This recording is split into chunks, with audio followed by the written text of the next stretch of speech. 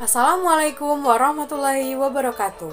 Kami dari kelompok 3 akan menjelaskan materi tentang geometri analitik matematika abad ke-17. Sebelumnya, perkenalkan terlebih dahulu, saya Arzale Citra dan kedua teman saya yaitu Nirdahul Hasanah dan Cynthia Otarina. Adapun materi yang akan kami bahas dalam geometri analitik ini yaitu yang pertama, apa sih itu geometri analitik? Kemudian yang kedua yaitu bagaimana sejarah perkembangan geometri analitik. Dan yang ketiga yaitu siapa tokoh matematikawan yang berperan dalam perkembangan geometri analitik. Untuk penjelasannya silakan simak video berikut ini. Lanjut ke materi yang pertama yaitu apa sih itu geometri analitik. Sebelum saya menjelaskan apa itu geometri analitik, saya akan menjelaskan terlebih dahulu apa sih itu geometri. Geometri berasal dari bahasa Yunani kuno, yaitu geo yang artinya bumi dan metron yang artinya pengukuran. Geometri adalah cabang matematika yang bersangkutan dengan pertanyaan bentuk, ukuran, posisi relatif gambar, dan sifat ruangan. Seseorang ahli matematika yang bekerja di bidang geometri disebut dengan ahli ilmu ukur. Adapun jenis-jenis dari geometri yang pertama yaitu geometri bidang, kemudian yang kedua yaitu geometri bangun ruang, yang ketiga yaitu geometri diferensial, yang keempat yaitu geometri deskriptif, dan yang terakhir yang kelima yaitu geometri analitik. Nah, di sini kami akan menjelaskan terkhusus pada geometri analitik. Geometri analitik yaitu aplikasi metode aljabar pada geometri di mana garis-garis dan kurva-kurva dinyatakan dalam persamaan aljabar. Geometri analitik ini juga merupakan kajian terhadap objek-objek geometri dengan menggunakan sistem koordinat yang diulas menggunakan konsep dan prinsip aljabar dan analisis. Geometri analitik juga disebut dengan geometri koordinat dan dahulu disebut dengan geometri kartesius, yaitu pembahasan geometri yang menggunakan prinsip-prinsip aljabar dan menggunakan bilangan real. Biasanya sistem koordinat kartesius diterapkan untuk menyelesaikan persamaan bidang, garis, garis lurus, dan persegi yang sering digunakan dalam pengukuran 2 dimensi atau 3 dimensi. Materi berikutnya yaitu bagaimana sejarah perkembangan geometri analitik, di mana yang akan dijelaskan oleh teman saya Cynthia Otarina. Silakan simak video berikut ini. Selanjutnya B. Sejarah perkembangan geometri analitik. Ada 6 wilayah yang dapat dipandang sebagai sumber penyumbang pengetahuan geometri, yaitu yang pertama Babilonia. Geometri yang lahir dan berkembang di Babilonia merupakan sebuah hasil dari keinginan dan harapan para pemimpin pemerintahan dan agama pada masa itu. Hal ini dimaksudkan untuk bisa mendirikan berbagai bangunan yang kokoh dan besar, dan juga harapan bagi para raja agar dapat menguasai tanah untuk kepentingan pendapatan pajak. Teknik-teknik geometri yang berkembang pada saat itu pada umumnya masih kasar dan bersifat intuitif, akan tetapi cukup akurat dan dapat memenuhi kebutuhan perhitungan berbagai fakta tentang teknik-teknik geometri saat itu. Hal tersebut termuat dalam Hermes Papyrus yang ditulis lebih pada tahun 1650 sebelum Masehi dan ditemukan pada abad ke-9. Peninggalan berupa tulisan ini merupakan bagian dari barang-barang yang tersimpan oleh museum-museum di London dan New York. Selanjutnya yang kedua Mesir. Orang-orang Mesir rupanya telah mengembangkan rumus-rumus ini dalam kehidupan mereka untuk menghitung luas tanah garapannya. Bangsa Mesir yang mendiami wilayah di sepanjang sungai Nil yang ternyata sangat subur sehingga pertanian berkembang dengan sangat pesat. Dengan perkembangan pertanian yang pesat tersebut, maka pemerintah memerlukan cara untuk membagi petak-petak sawah dengan adil. Dengan demikian, maka geometri maju di sini karena menyajikan berbagai bentuk poligon yang disesuaikan dengan keadaan wilayah di sepanjang sungai Nil itu. Yang ketiga Yunani. Di Yunani, geometri mengalami masa emasnya.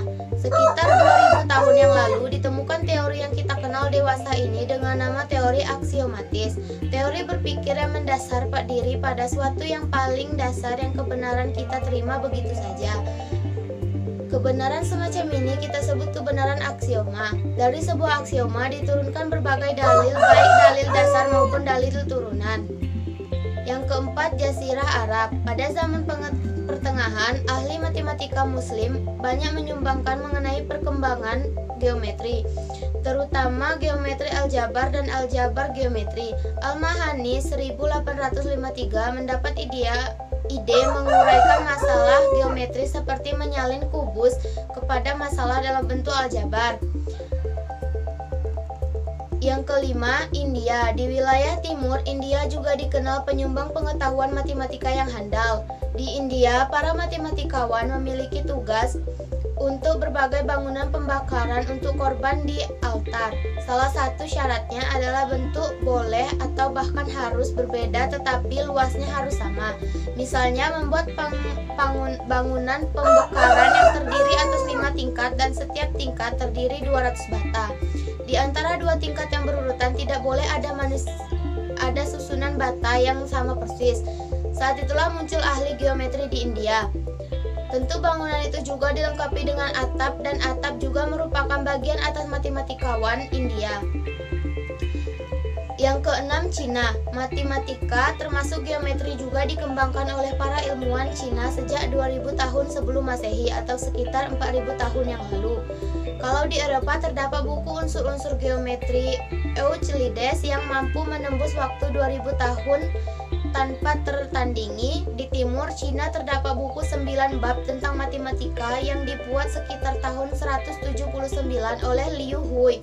Buku ini memuat banyak masalah geometri, diantaranya penghitung luas dan volume. Dalam buku ini juga mengupas hukum Pythagoras juga banyak dibicarakan tentang poligon. Pada awal abad ke-17 terdapat 2 perkembangan penting dalam geometri, yaitu yang pertama, penciptaan geometri analitik atau geometri dengan koordinat dan persamaan oleh René Descartes 1596 sampai 1650 dan Pierre de Fermat 1901 sampai 1965. Ini adalah awal yang diperlukan untuk perkembangan kalkulus. Yang kedua, perkembangan geometri kedua adalah penyelidikan secara sistematik dari geometri proyektif oleh Girard Desargues 1591 sampai 1661. Geometri proyektif adalah penyelidikan geometri tanpa ukuran, hanya dengan menyelidiki bagaimana hubungan antara satu sama lain. Pembahasan berikutnya yaitu siapa sih tokoh yang berperan dalam perkembangan geometri analitik, di mana akan dijelaskan oleh teman saya Nirdahul Hasanah. Silakan simak video berikut ini. Yang ketiga yaitu tokoh matematikawan yang berperan dalam pengembangan geometri analitik. Yang pertama yaitu René Descartes. Dia lahir di sebuah desa di Prancis tanggal 31 Maret 1596. Dia orang yang memiliki ketertarikan pada bidang geometri analitik. Terobosan baru pada penemuan karya matematika dalam bidang analitik geometri yang dipelopori oleh Descartes. Pemikiran Descartes mengenai geometri analitik dituangkan dalam tulisannya yang berjudul La Geometrie.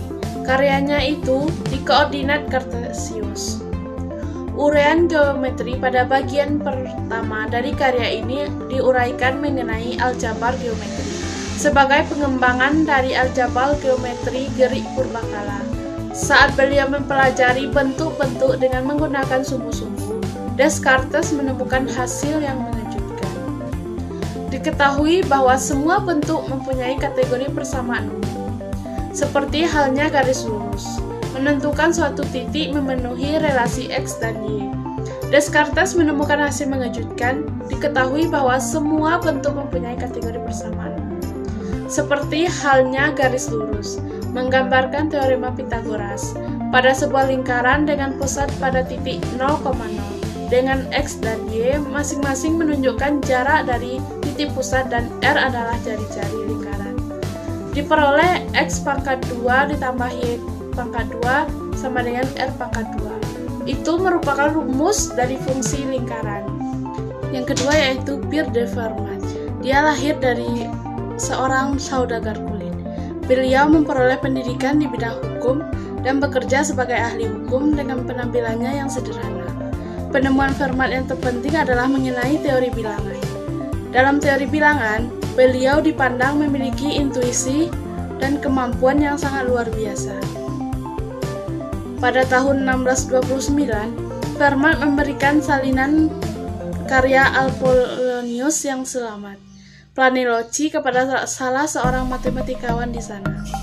Tidak lama kemudian, Fermat mencetuskan karyanya tentang maksimal, minimal, dan tangen, di mana karya itu kemudian diberikan kepada Etienne d'Espagnet yang mempunyai minat sama terhadap matematika untuk dipelajarinya. Hasil sampingan dari upaya Fermat ini adalah suatu penemuan.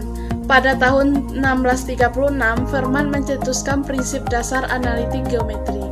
Apabila diketahui persamaan dengan dua beubah variabel yang tidak diketahui dan dapat dihitung, akan didapat lokus, yang secara gamblang menunjukkan suatu garis lurus atau lengkung.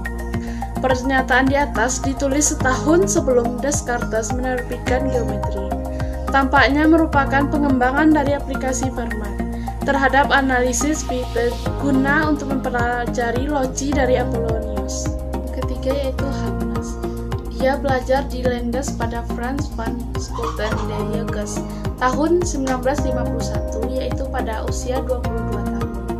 Beliau menerbitkan makalah yang menunjukkan kesalahan Saint-Vincent dalam perhitungan kuadrat lingkaran. Tulisan itu diikuti dengan karya-karyanya mengenai kuadratur irisan kerucut, perbaikan trigonometri dari Snell dalam metode perhitungan. Pada tahun 1665, Huggins pindah ke Paris untuk mempergunakan pensiunannya yang diberikan Louis XIV. Semasa berada di Paris, beliau berhubungan dengan Royal Society London dengan mengirim makalah mengenai eksperimen bahwa momentum dari dua benda pada arah yang ditentukan adalah sama sebelum dan sesudah tumbukan. Pada tahun 1675, beliau menerbitkan karya besarnya di Paris dengan judul Horologium Oscillatorium. Karyanya terdiri dari 5 bagian, yaitu yang pertama mengenai jam bandul yang ditemukan pada tahun 1656. Yang kedua yaitu tentang sifat isokron dari busur siloida terbalik, bahwa partikel berat akan mencapai dasar dari busur siloida terbalik dalam panjang dan waktu yang sama dari titik manapun partikel mulai turun. Pada bagian ketiga, beliau menguraikan sifat dari evolut dan involut. Huggins menemukan evolut dari parabola. Pada bagian 4 tulisan, pada keempat diuraikan sifat dari bandul majemuk dengan bukti bahwa pusat oskilasi dan titik gantung dapat dipertukarkan. Dan yang kelima yaitu diuraikan mengenai teori dari sebuah jam. Yang keempat yaitu Philippe de la Hire, lahir tanggal 18 Maret 1640 di Paris dan meninggal dunia pada tanggal 21 April 1718 di Prancis.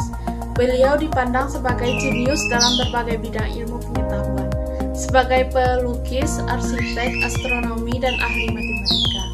Karyanya mengenai matematika adalah irisan kerucut, metode grafik, kurva datar, derajat tinggi, dan bujur sangkar ajaib. Beliau menggambar peta bumi dengan proyeksi globe dengan pusat proyeksi pada garis melalui kutub sejauh R sin 45 O di luar bola. Yang kelima yaitu Gilles Persaud de Roberval. Beliau adalah seorang ahli geometri dan fisika di Prancis. Penemuannya antara lain yaitu metode menggambar tangen, kurva, dan menemukan beberapa kurva datar derajat tinggi. Menurutnya, kurva datar adalah tempat kedudukan titik-titik yang mengikuti dua gerak yang diketahui. Konsep tangen itu juga dikemukakan oleh Terrio-Colli. Siapa penemunya tidak dapat dipastikan. Demikian juga mengenai metode tak terbagi sebagai awal dari kalkulus dari Cavalieri. Roberval mengatakan bahwa dia adalah penemunya. Beliau menuntut bahwa beliaulah penemu membujur sangkar daerah Cicloida oleh Terrio-Colli. Roberval berhasil menggunakan metode tak terbagi untuk menentukan luas, isi, dan titik beratnya. Demikianlah pembahasan dari kami tentang geometri analitik. Semoga bermanfaat dan saya akhiri. Wassalamualaikum warahmatullahi wabarakatuh.